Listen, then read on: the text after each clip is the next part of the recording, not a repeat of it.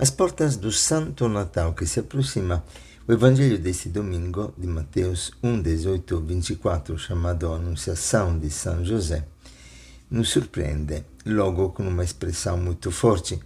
No primeiro versículo lemos: a origem de Jesus Cristo foi assim. Maria, sua mãe, estava prometida em casamento a José e antes de viverem juntos, ela ficou grávida pela ação do Espírito Santo. Em outras palavras, o Senhor nos convida a crer, através destas palavras de Mateus, no extraordinário de Deus. Assim aconteceu. Esta foi a origem de Jesus Cristo. Deus, em outras palavras, é imprevisível. Ele não pede permissão. Chega como nós nunca esperaríamos. Pois a iniciativa da revelação nasce de Deus. Ele que nos ama primeiro, como diz São João na primeira carta. Por outro lado, se fosse como nós pensamos, como nós esperamos, seria muito medíocre. Nós precisamos crer exatamente que nosso Deus é um Deus extraordinário, que escolhe caminhos extraordinários para chegar ao nosso encontro, como este caminho. Ele rompe na história através de uma virgem chamada Maria. Interessante, porque não posso acolher Jesus histórico sem acolher Maria, sem acolher o testemunho daqueles que acolheram Cristo antes do que os apóstolos, a igreja. E assim foi para José e assim para cada um de nós. Não tenhas medo, escutará José, de receber Maria como tua esposa. Porque aquilo que aconteceu é pela obra do Espírito Santo. São palavras fortes e o Senhor nos convida exatamente a acolher sempre a surpresa de Deus, como frequentemente diz Papa Francisco. Deus não entra como nós pensamos. Deus não coloca sua programação na nossa agenda. Ele sempre muda os nossos planos, como mudou o plano de Maria, o plano de José. Todos nós, como José, precisamos entender que existe um caminho só, o caminho de Deus. O caminho, como acabamos de ler, da origem de Jesus Cristo. É a realização da promessa que encontramos na primeira leitura de Isaías, no capítulo 7. Pois bem, nós lemos: o próprio Senhor vos dará um sinal. Eis que minha virgem conceberá, dará à luz um filho, e lhe porá o nome de Emanuel, que significa Deus conosco. Interessante que o tema do Emanuel é o tema que marca todo o Evangelho de Mateus. E aqui no primeiro capítulo aparece pela primeira vez, no versículo 23, eis que a virgem conceberá e dará à luz um filho, será chamado pelo nome de Emanuel, que significa Deus está conosco. E esse nome caberá exatamente a José. Ele cabe dar o nome do filho. É belíssimo. E nós vemos aqui todo o caminho, o percurso de fé de José, pois, como lemos no Evangelho, José, seu marido, era justo e, não querendo denunciá-la, resolveu abandonar Maria em segredo. Mas era justo, porque não quis denunciá-la, porque José conhecia Maria. Ele sabia como era o olhar de Maria, a transparência de Maria, a pureza de Maria, a beleza de Maria. Ele, de fato, segundo a maioria dos exegetas, não duvidou da sinceridade de Maria, mas não querendo denunciá-la, pois realmente sabia quem era aquela mulher cheia de graça, pensou de abandoná-la em segredo. E como homem justo também, ele percebia que aquilo que estava acontecendo em Maria não era algo dele, algo que lhe pertencesse. Era algo extraordinário, mas que acontecia em Maria e de quem ele se achava indigno de poder assumir a paternidade. E assim a Igreja interpreta profundamente a beleza deste texto. E aqui entra o segundo aspecto deste trecho de Mateus. Não somente precisamos acreditar no extraordinário de Deus, um Deus que nos surpreende, mas temos que crer também na beleza de Deus. Isso significa crer na beleza que existe em ti, que existe em mim, que existe em José. E aqui entra o sonho de José. Como lemos no versículo 20, enquanto José pensava nisso, eis que o anjo do Senhor apareceu-lhe em sonho. E lhe disse: José, filho de Davi, não tenhas medo de receber Maria como tua esposa, porque ela concebeu pela ação do Espírito Santo. Ela dará à luz um filho, e tu lhe darás o nome de Jesus, pois ele vai salvar seu povo dos seus pecados. O trecho termina com esses versículos. Tudo isso aconteceu para se cumprir. E será repetido várias vezes no Evangelho de Mateus esta dimensão, uma palavra que se cumpre, que se realiza, que surpreende, para se cumprir o que o Senhor havia dito pelo profeta. Eis que a Virgem conceberá dar à luz um filho, ele será chamado pelo nome de Emanuel, que significa Deus está conosco. Quando acordou, José fez conforme o anjo do Senhor havia mandado e acolheu Maria como sua esposa. Sim, José sonha. Belíssima aquela música que nós cantamos, é como um sonho. A experiência de Deus é como um sonho e nós precisamos entender que no nosso inconsciente existe um sonho profundo, algo que supera a nossa capacidade consciente de amar. Nós percebemos que somos mais daquilo que somos. Nós percebemos que podemos ter mais do que aquilo que atualmente possuímos. Nós percebemos que a vida nos chama continuamente a uma superação, a ir além. Ir além, sim. Eu não apenas sonho. Eu tenho um sonho de Deus no meu interior. Sim, eu sou um sonho de Deus. Deus sonha conosco. E por isso o anjo lembra a José, a sua origem, a sua estirpe, José, filho de Davi. Está dizendo para José: você é nobre, você é de uma linhagem de nobreza. Não tenha medo, não tenha receio de acolher a tua grandeza, de acreditar na beleza que existe em ti. Isso vale para cada homem, para cada um de nós. Na frente da missão, na frente do chamado de Deus, nos sentimos incapacitados, indignos, limitados. Nós temos continuamente que lembrar que Deus não chama os capacitados, mas capacita os chamados. Ele desperta dentro de nossa beleza a glória, a herança que Ele colocou no nosso interior. Pois somos filhos da promessa. Esta promessa que nos é dada. Somos filhos chamados para a plenitude, para a glória do Senhor. E Deus, assim como aconteceu com José, precisa da linhagem minha e tua.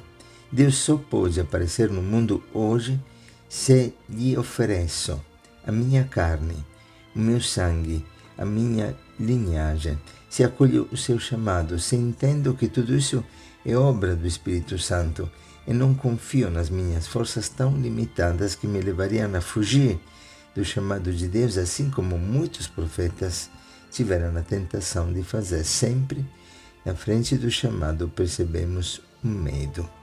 O medo é característica de algo que nos supera. Não é sinal contrário ao chamado, como alguns pensam. Eu sou incapaz, eu tenho medo, então não posso ter um chamado tão grande. O contrário, eu me preocupo quando alguém pensa de poder ser padre, de poder ser missionário, porque muitas vezes não é o chamado do Senhor, não é a vontade do Senhor. Às vezes é a vontade humana, às vezes é um desejo pessoal, às vezes até uma ambição pessoal. Mas quando a pessoa se sente verdadeiramente indigna de um chamado tão alto, é aí que normalmente o Espírito Santo está se manifestando na sua vida. Como lemos em 2 Crônicas, capítulo 16, versículo 9, o Espírito Santo percorre toda a terra para ver em que manifestar o seu poder, a sua glória.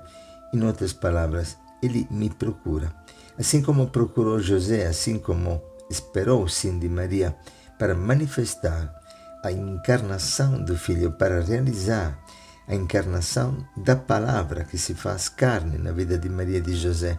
Assim cada um de nós, nesse tempo de advento, é chamado a acolher a palavra. A missão que Deus lhe confia é tornar carne viva a presença de Cristo através do nosso sim, no nosso corpo, no nosso olhar, no toque das nossas mãos. Isso é maravilhoso. Em Efésios, no capítulo 1, versículo 4, Paulo diz que somos santos e imaculados aos olhos de Deus Pai, pelo amor que Ele tem para conosco. Eu preciso olhar-me nos olhos do Pai. Não posso olhar para mim mesmo, pois, como diria Santo Agostinho, em mim me sinto morrer, mas em ti me sinto renascer. Precisamos crer a beleza de Deus. Isso significa crer na beleza que está em nós. E na impotência do sono que Deus também tirou, por exemplo, Eva do Adão. Na experiência da nossa impotência, Deus realiza um milagre. E em Eva, Abraão se reconhece como homem, se reconhece pleno, homem e mulher, à imagem de Deus, pois em Eva ele encontra a sua complementaridade, algo que o torna realmente pessoa, alguém que se reconhece na frente do outro.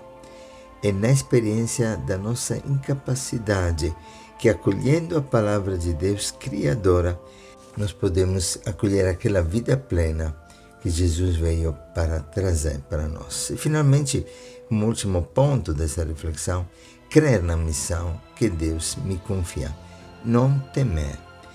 Esse temor que acompanha, como dizemos, o chamado de cada um de nós, mas que sempre é acompanhado também por uma confirmação divina. Toda autoridade me foi dada no céu e na terra, disse Jesus ao enviar os apóstolos. E depois, o medo que nasce da falsa imagem de Deus, como lemos em Gênesis após o pecado, pois nós sempre imaginamos um Deus poderoso, um Deus que pode me ameaçar, um Deus que se torna de alguma forma um empecilho quase que a minha realização. E, na verdade, esta imagem idolátrica de Deus, aquela que Satanás colocou no coração do homem lá em Gênesis, no pecado original, um Deus satânico. Não, o Deus que José é convidado a acolher é um Deus que se faz criança, mas ainda se faz feto, indefeso, no seio de uma mulher indefesa que poderia ser denunciada e, quem sabe, apedrejada, desamparada, pelo menos conforme a lei. Mas a mãe gera, e José é chamado a acolher em Maria aquela vida que está nascendo pela obra do Espírito Santo. Enquanto Maria gera, a José cabe uma missão, dar um nome, Jesus, dar identidade, Deus salva.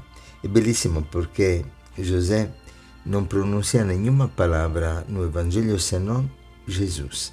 A única palavra que ele revela é o homem, é o pai que é chamado a dar identidade, é o filho. Maria dá o corpo, José dá músculos, entre aspas, através do pão, do trabalho, da proteção, da força, da segurança, da própria identidade. O pai reconhece o filho, diz a psicologia, e o filho se reconhece no pai. O pai diz para o filho: você existe, você é alguém, eu te chamo pelo nome. Os psicólogos hoje reconhecem que, na medida que há esta crise de paternidade com pais ausentes, nascem filhos inseguros. Quando temos pais que são quase que enfeites, ornamento na casa, pais sem identidade, sem autoridade, nós encontraremos filhos sem identidade. Não há possibilidade de um crescimento harmonioso do filho sem a experiência daquela misericórdia característica do seio feminino, Ramin, a mãe que acolhe, que gera, que dá vida, mas também é necessário aquela misericórdia chamada Ezed, que expressa a firmeza, a fortaleza, aquele que tira fora o outro, aquele que faz existir. E através do homem que o filho encontra a própria vocação e a própria identidade. Hoje a psicologia reconhece aquilo que a palavra nos ensina. É através do encontro com Cristo que Saulo se torna Paulo. E cada vez que nós encontramos o amor de Deus, nós encontramos a nossa identidade. Nunca esqueço do meu irmão de rua que não queria dizer o próprio nome, mas depois de um momento forte de oração, ele veio atrás de nós e disse: me chamo Alberto, e hoje quero sair desta situação, eu quero sair desta vida de miséria, pois vocês despertaram em mim a parte melhor de mim mesmo, me devolvestes a vontade de viver, e serei eternamente grato por tudo.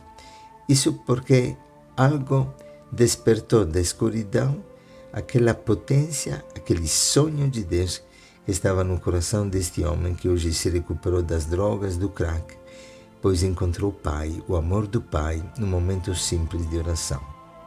E no encontro com o Pai, que nós encontramos a nossa identidade e que assumimos com coragem a nossa missão.